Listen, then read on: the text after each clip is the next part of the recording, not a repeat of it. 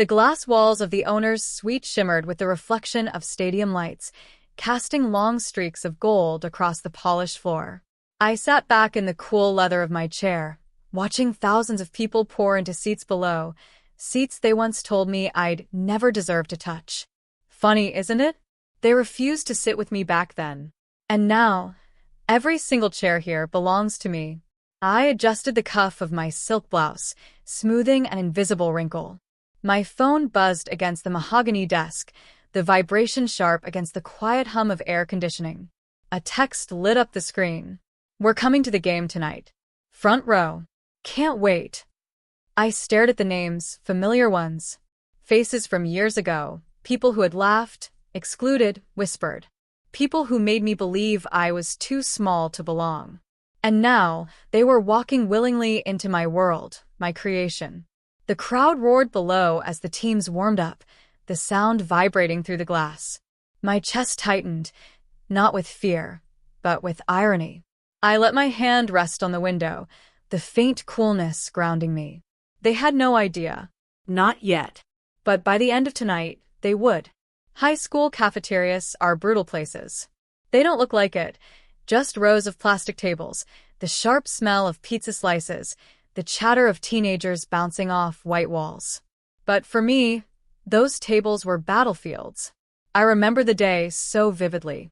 I was 17, standing with a tray in my hands, balancing a carton of milk and a sandwich I could barely afford. My palms were sweaty. The tray shook just enough that the milk rippled. I scanned the room, looking for a seat. Madison and her group were laughing at a corner table, their glossy hair catching the fluorescent light. Tyler, the star quarterback, sat with them, tossing French fries into his mouth like he was tossing touchdowns. I gathered my courage and walked toward them, telling myself maybe, just maybe, today would be different. "Hey, is this seat taken?" I asked softly, almost hopeful. Madison looked up at me, her smile sharp as glass. "Yeah." By literally anyone else. Laughter erupted around her, spilling across the table, echoing louder in my head than the noise of the entire cafeteria. Tyler didn't even look at me. Heat burned my cheeks as I backed away, trying to keep my tray steady. I found a seat in the far corner, next to the trash bins.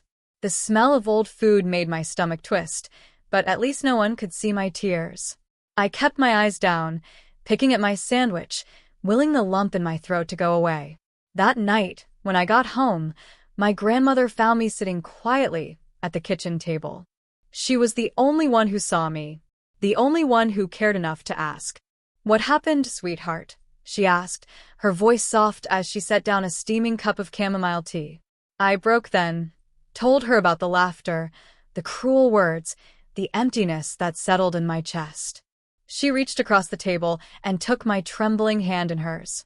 Her skin was wrinkled, warm, steady. "Listen to me, Emily," she said, her blue eyes fierce beneath the soft glow of the kitchen light. "One day, they'll have no choice but to sit where you decide. Remember that." She slipped her silver bracelet off her wrist and clasped it around mine. The metal was cool, grounding, as though it carried her strength. That night, lying in bed, I stared at that bracelet until sleep came. And for the first time, I believed her. I didn't know how. I didn't know when. But I swore that I would never let their rejection define me again. After graduation, I left town with a single suitcase and that silver bracelet still on my wrist. College wasn't an option. I couldn't afford it, so I worked. Diners, late-night shifts at gas stations, temp jobs that barely covered rent. Every night, I'd fall asleep with my shoes still on, exhaustion pressing down like a heavy blanket. But I kept my grandmother's words close. "They'll sit where you decide." At the time, I didn't fully understand what it meant. All I knew was that I had to keep moving forward. One night, while bussing tables at a local sports bar, I overheard two men talking about a minor league baseball team struggling to find sponsors. My ears perked up. I'd always loved sports. Not because I played, but because stadiums felt like worlds of belonging. People wore the same colors, cheered the same chants, sat shoulder to shoulder with strangers, and felt like family. Everything I'd once been denied. On a whim, I scribbled a proposal on napkins during my break. I offered marketing ideas, local promotions, ways to pull in small businesses. It was rough, clumsy, but it was mine. I found the courage to walk up to their table. "Excuse me," I said, my voice shaking. I think I have some ideas that could help." They looked at me like I was crazy, but one of them, Mr. Harris, a retired sports executive with kind eyes, actually read my notes. Instead of brushing me off, he said, "You've got guts, kid. Meet me at my office tomorrow." That meeting changed my life. Mr. Harris became the first person outside my grandmother who believed in me. He taught me how sponsorship deals worked, how to negotiate contracts, how to listen more than I spoke. He never handed me success. He just opened a door. I walked through it with everything I had. The road wasn't smooth. My first pitch to a company was met with laughter. Another told me to stick to waitressing. I cried in bathroom stalls, doubting myself, staring at the bracelet on my wrist for strength. But I kept going. Slowly, doors that once slammed in my face began to creak open. My first small win was convincing a family-owned bakery to sponsor a youth basketball tournament. Seeing their logo on those jerseys felt like a victory parade. From there, I built piece by piece. I learned graphic design late at night from free tutorials, built basic websites for teams that couldn't afford big firms, and reinvested every dollar I earned. My world expanded. Minor league baseball, then local soccer teams, then mid-sized stadiums desperate for new ideas. Still, I didn't brag. I kept my head down. Online, my posts were vague, working hard, grateful for opportunities, never showing the scale of what I was building. Let them think I was just scraping by. Let them underestimate me. Because underneath the quiet updates, I was building something unstoppable. By 28, I had my first major investor. By 30, I was sitting at a conference table, signing papers that made me majority owner of the very stadium I once walked past as a broke teenager, dreaming of belonging. And I smiled because I knew this was only the beginning. The stadium buzzed with life that evening, tens of thousands of fans flooding in, their cheers pulsing like a heartbeat through the concrete walls. From my suite, I could see it all. The floodlights cutting sharp beams across the field, vendors weaving through aisles with trays of popcorn, the giant screen flashing team logos. And then I saw them. Madison, Tyler.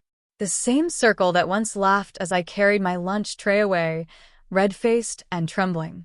They were older now, dressed well, but their laughter sounded the same as they strolled into the private lobby reserved for VIP guests. They thought they belonged here. They thought this world was still theirs. A staff member led them toward the owner's suite. My suite. I smoothed my blouse, brushed invisible lint off my black pencil skirt, and stood by the glass wall as the door clicked open. "Emily." Madison's voice faltered for a second, surprise flickering across her face. Then she recovered with a smirk. "Wow, long time. Didn't know you scored an invite here." "Invite." The word rolled in my chest like a bitter laugh. "Yeah," Tyler chimed in, glancing around at the plush leather seating, the crystal glasses lined neatly on the bar. "Not bad, huh? Must be nice knowing someone on the inside." I let silence hang in the air. They moved through the suite, running their fingers across the marble counters, snapping selfies against a panoramic view of the field. Their eyes were wide, but they didn't connect the dots. Not yet. I poured myself a glass of water, the sound of liquid filling the crystal breaking the tension. "Do you like it?" I asked. "It's incredible," Madison said, spinning slowly as if she wanted to memorize every inch. "I mean, this is where the real power sits. Owners, celebrities, the people who actually matter." She winked at Tyler. "Can you imagine?" I turned then, really looking at them, letting the weight of my gaze land. "I don't have to imagine." Confusion crossed their faces. Tyler chuckled nervously. "Wait, what do you mean?" I set the glass down with deliberate calm, the bracelet on my wrist catching the stadium lights. "I mean, this isn't someone else's suite. This isn't borrowed. This is mine." The words hung heavy in the air, echoing louder than the roar of the crowd outside. For a long moment, no one spoke. Madison blinked rapidly, her lips parting but no sound coming out. Tyler shook his head, like he'd misheard. Yours? You mean you work here, right? Like management? No, I said simply. I own it. The stadium. Every seat, every concession stand, every scoreboard. When you bought your tickets tonight, you paid me. Silence. Then disbelief cracked into laughter, short, disbelieving bursts. You're kidding, Madison said, but her eyes darted around the suite again, like she was suddenly seeing it differently. You can't be serious. I stepped closer, my heels clicking against the floor. Look around. Do you see the logo etched on the glass? The initials on that plaque by the door? Those are mine. This stadium doesn't just carry a team's name, it carries mine. Their faces drained of color. Tyler muttered something under his breath, his jaw tight. Madison opened her mouth, closed it, then finally whispered, I don't understand. You? How? I almost smiled. You didn't need to understand. You only needed to see me. And you refused. The weight of the moment pressed down, thicker than the glass walls around us. I watched as memories flickered behind their eyes, the cafeteria, the cruel words, the laughter. Now replaced with silence, shame, and awe. I leaned against the bar, calm, composed, every inch the woman my grandmother told me I could be. So, I said softly, tell me, how does it feel? Sitting in a place you once said I'd never deserve. Neither of them answered. They didn't have to. The silence was answer enough. They shifted uncomfortably on the leather seats, their laughter gone, their confidence stripped. For the first time, they weren't the ones holding power in the room. I walked slowly to the center of the suite, letting the silence stretch. My heels tapped lightly against the marble, each step deliberate. I could feel their eyes on me, heavy with disbelief and a quiet, growing shame. You know what's funny? I began, folding my arms. You made me feel like there was no place for me to sit. No table, no group, no belonging. And yet here you are, sitting in my world, my rules. Madison swallowed, her perfectly manicured nails fidgeting with her phone. Tyler stared at the floor, jaw tight. I didn't bring you here to humiliate you, I said, my voice calm but steady. That would make me know better than who you were. But if you want to be in my world now, if you want a seat, you'll have to follow conditions.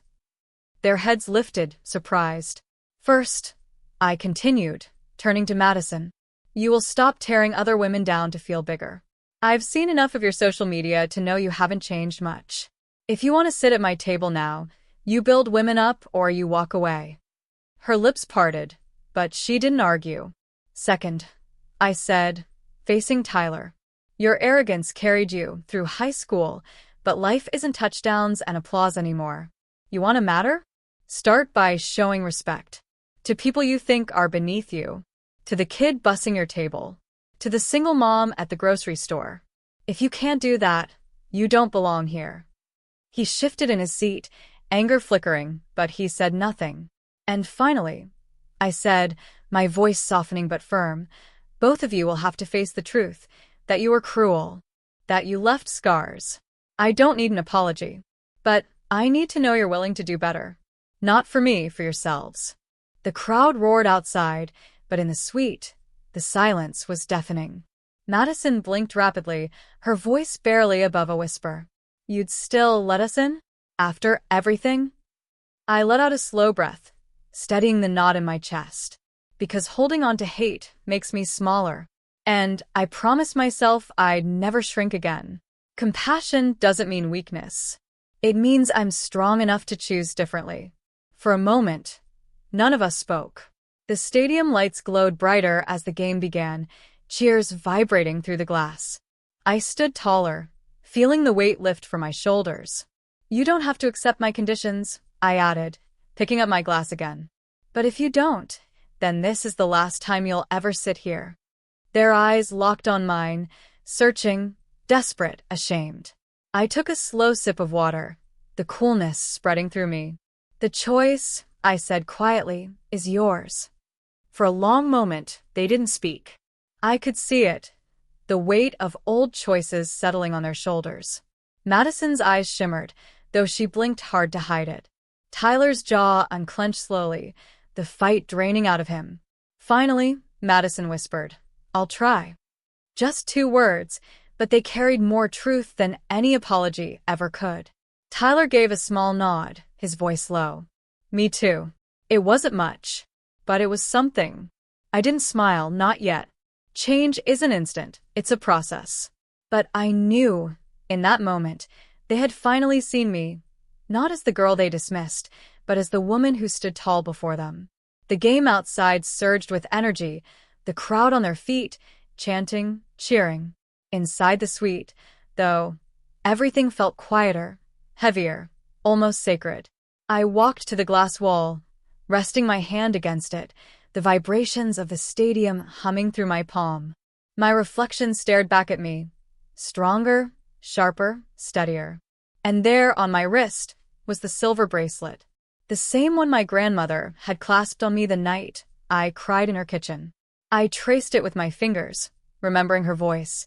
"One day, they'll have no choice but to sit where you decide." Tears pricked my eyes, but this time, they weren't from pain. They were from gratitude. For her. For the journey. For the fire that rejection had lit in me. I turned back toward them, softer now. This stadium isn't just concrete and seats.